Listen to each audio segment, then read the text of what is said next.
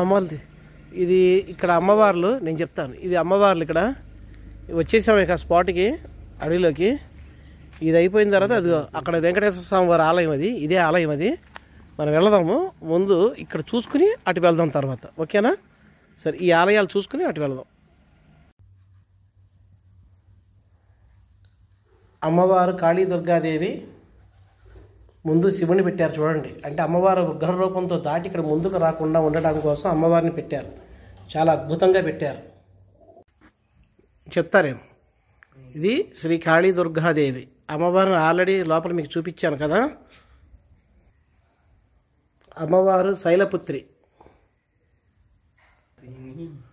అమ్మవారు బ్రహ్మచారిణి, అమ్మవారు చంద్రఘంట, కూష్మాండదేవి, నెక్స్ట్ స్కందమాత, కాత్యాయని దేవి, కాలరాత్రి, మహాగౌరి, సిద్ధిదాత్రి. ఇదిగో వెంకటేశ్వర స్వామి వారి క్షేత్రం ఇది. ఇక్కడికి వచ్చాం మనం. ఈ క్షేత్రం చూద్దాం. వెంకటేశ్వర స్వామి వారిది. ఇక్కడ ఏదో శ్రీ విఘ్నేశ్వరాయ సరస్వతి దేవని ఇచ్చారు. మొత్తం అడవిలోనే చుట్టూ కూడా చూద్దాం చక్కగా ఆలయం అంతా కూడా. స్వామివారి ధ్వజస్తంభం ఒక దానిపైన ఓం నమో నారాయణాయ అని చెప్పి గోవింద గోవింద గోవింద గోవింద గోవింద గోవింద అంట రాశారు చక్కగా. ధ్వజస్తంభం, రాతితో ధ్వజస్తంభం. లోపలికి వెళదాం, స్వామి దర్శనం చేసుకుందాము. చక్కగా ఎలా ఉందని ఏంటి అనేది చూద్దాం. పర్మిషన్ ఇస్తే తీద్దాం, లేకపోతే లేదు, గోడలు అనవసరం. ఇక మనకి తెలుగు సంవత్సరాలు ఉన్నాయి కదా. ప్రభవ, విభవ, శుక్ల, ప్రమోదోత, ప్రజోత్పత్తి, అంగీరస. ఈ యొక్క తెలుగు సంవత్సరాలు ఏవైతే ఉన్నాయో వీటిలన్నిటికి సంబంధించి ఈ విధంగా పెట్టారు. 60 ఇక్కడతో ఆగినాయి. అక్షయ ఇక్కడ వరకు ఉన్నాయి అన్నమాట. ఈ తెలుగు సంవత్సరాలు ఏమైతే ఉన్నాయో అవన్నీ కూడా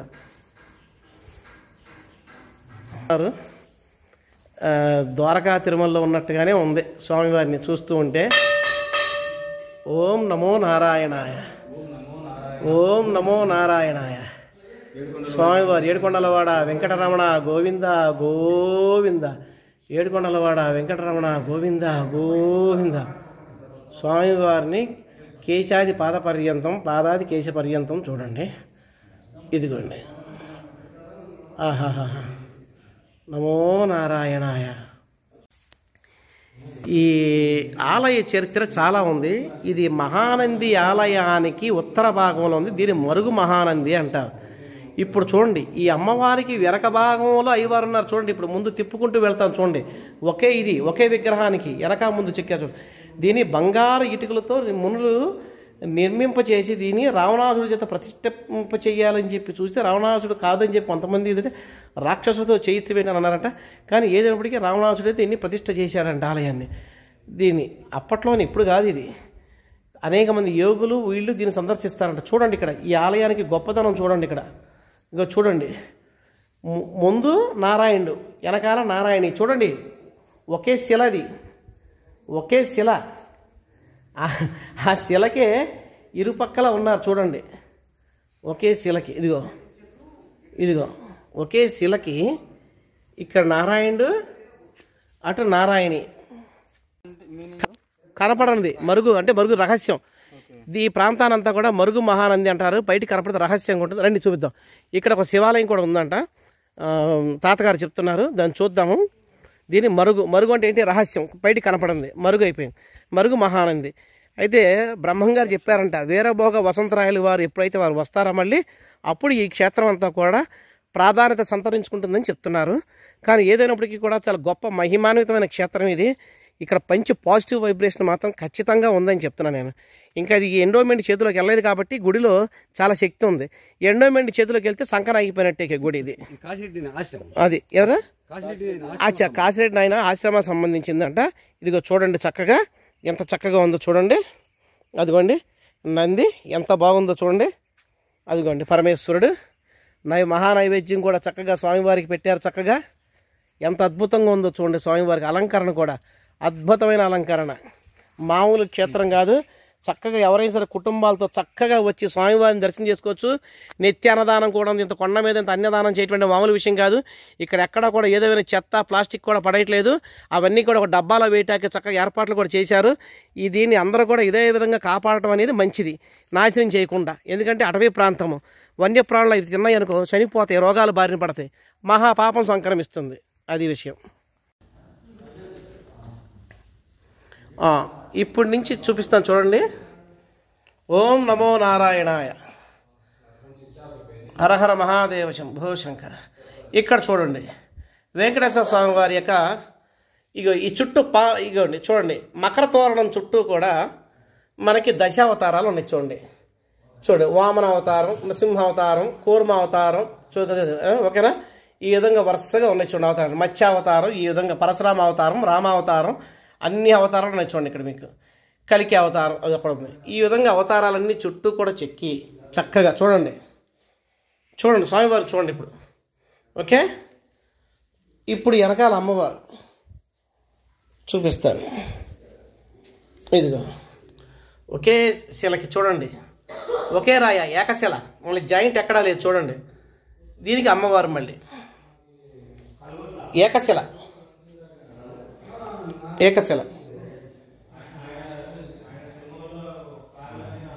దశ మహావిద్యలన్నీ చెక్కారు చూడండి. ఇటు మళ్ళీ ఇటు పక్కన ఇదిగోండి కమర్తున్నాయా, అదిగోండి దశ మహావిద్యలు. ఇటు 5 10 మొత్తం, అటు దశావతారాలు.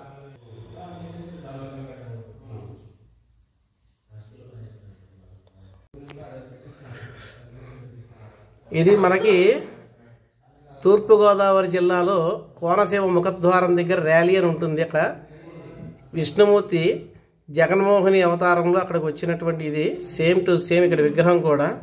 వెనకాల అమ్మవారు నారాయణిగా ఇదిగో ఈ విధంగా ఉంది విగ్రహం. ఓకే, ఏకశిల. ఇటు చుట్టూ కూడా దశ మహావిద్యల అమ్మవార్లు పెట్టారు. ఓకే, చూడండి ఈ మకర తోరణం చుట్టూ కూడా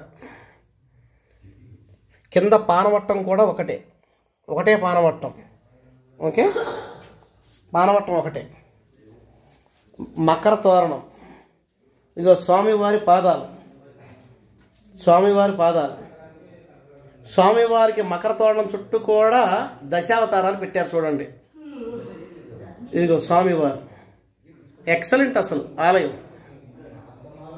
ఇదిగో స్వామివారు ఇటు నుంచి అదిగో అక్కడ అద్దంలో చూడొచ్చు, అద్దం కూడా ఏర్పాటు చేశారు. అదిగో అమ్మవారిని అట్లా అద్దంలో చూడొచ్చు. ఓకే, అంటే ఇక్కడ స్వామివారిని చూసి అక్కడ అమ్మవారిని కూడా చూడొచ్చు. మాట్లాడు ఒకసారి. ఇవే ఉత్సవ విగ్రహాలు స్వామివారు, శ్రీదేవి భూదేవి వరులతో స్వామివారు ఉన్నారు. చక్కగా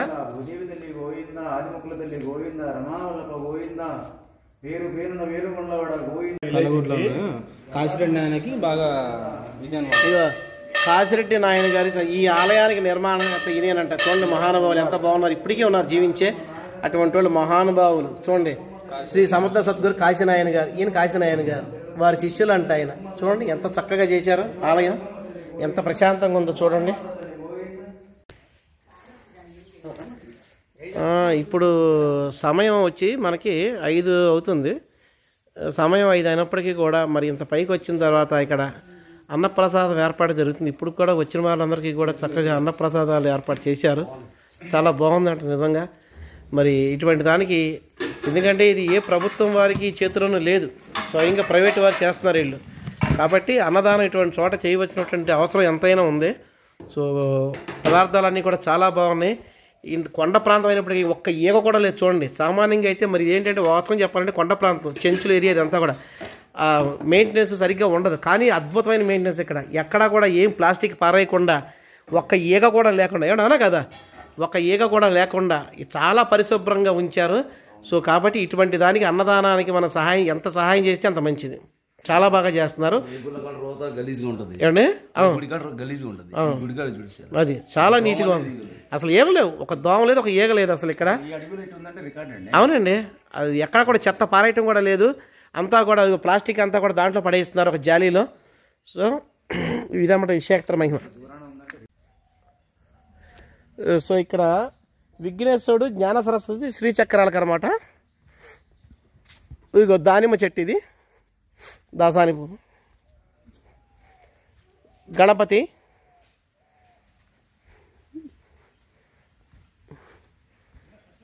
ఇదిగోండి శ్రీచక్రము, జ్ఞాన సరస్వతి.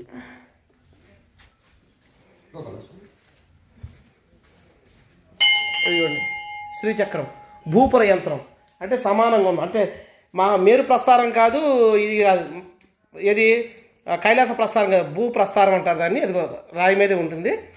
ఇదిగో జ్ఞాన సరస్వతి అమ్మవారు, ఇక్కడ ఉంది సరస్వతి అమ్మవారు.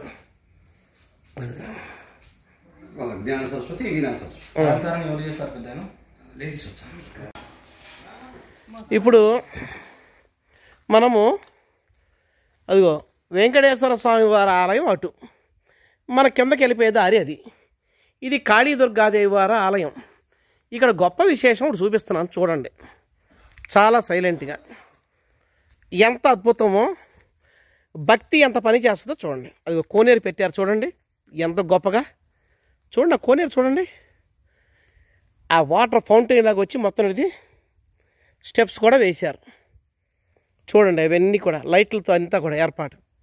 ఎంత అద్భుతం చూడండి అసలు, చూడండి ఎక్సలెంట్. మన అనుగ్రహం, అయ్యవారు మన కోసం గుడి తీశారు, చక్కగా లోపలికి ప్రవేశం ఉంది. ఇదిగో శివుడు, ఇదిగో అమ్మవారు. అమ్మవారిని దగ్గర నుంచి దర్శనం చేసుకోండి. అదిగో అక్కడ ఒక నిమ్మపండు ఉంది, కత్తికే గుచ్చారు. అదిగో నిమ్మపండు తీసుకొస్తారా? తీసుకురండి. శ్రీ కాళీదుర్గాదేవి ఆలయంకి మనం ఇప్పుడు వస్తున్నాం లోపలికి. అమ్మవారిని దగ్గర నుంచి దర్శనం చేసుకుందాం తల్లిని. ముందు శివుడు, అంటే అమ్మవారి యొక్క ఉగ్ర రూపాన్ని తగ్గించడానికి ముందు శివుని వేశారు. ఎందుకంటే తల్లి ఆ శివుడిని దాటి రాదు, ఆయన్ని దాటుకుని, అందుకనే బంధనం వేసేసారు. లేకపోతే ఉగ్రకాళి కింద మారిపోతుంది ఆవిడ, కాబట్టి బంధనం వేసేసారు తల్లికి అట్లా. ఇదిగో చూడండి అమ్మవారు ఎంత బాగుందో అసలు, చుట్టూ మకర తోరణంతో. ఇవాళ శుక్రవారం సువాసినులు వచ్చి పూజ చేసుకెళ్తారంట. శుక్రవారం, మంగళవారం ఎర్ర చీరలు కట్టుకుని చాలా బాగుంది అసలు. అమ్మవారి అలంకరణ కూడా చాలా చాలా, విగ్రహంలో కూడా చాలా పవర్ ఉంది.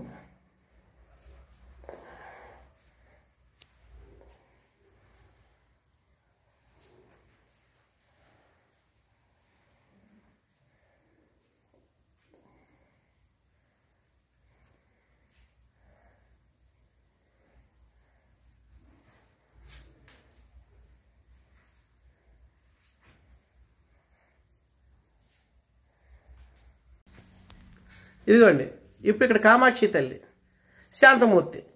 ఇక్కడ శివుడు లేడు చూడండి అమ్మవారి పాదం దగ్గర.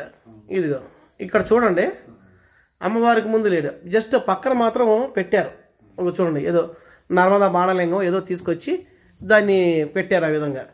ఇక్కడ ఈ తల్లి శాంతమూర్తి చూడండి, కామాక్షి అమ్మ, చేతిలో చిలక, ఆ కంకు ఉన్నాయి. ఇప్పుడు ఇక్కడ చూడండి తేడా, అమ్మవారు అక్కడ, అయ్యవారు ఇక్కడ. ఎందుకు?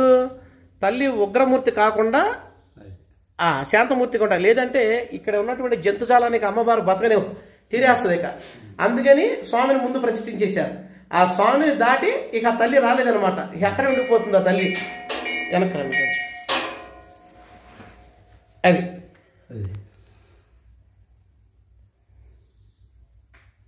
కొట్టు అమ్మవారికి. హర హర హర హర మహాదేవ శంభో శంకర. ఓ నమ శివాయ.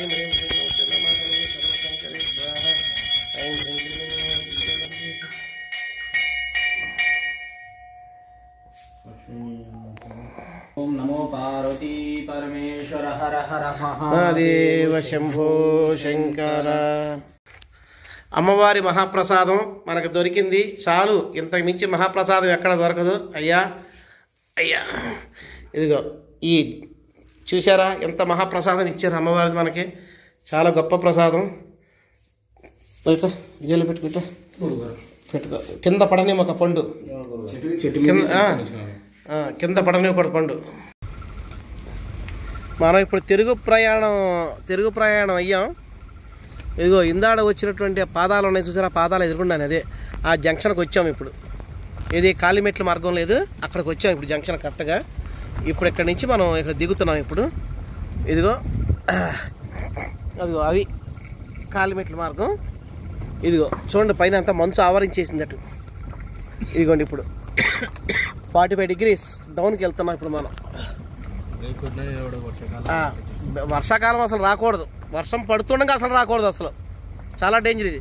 పైనుంచి నీళ్ళు జారి ఎదురొచ్చేస్తూ ఉంటుంది, ప్రవాహం కొట్టుకుపోతారు, ఇంకేమిలే.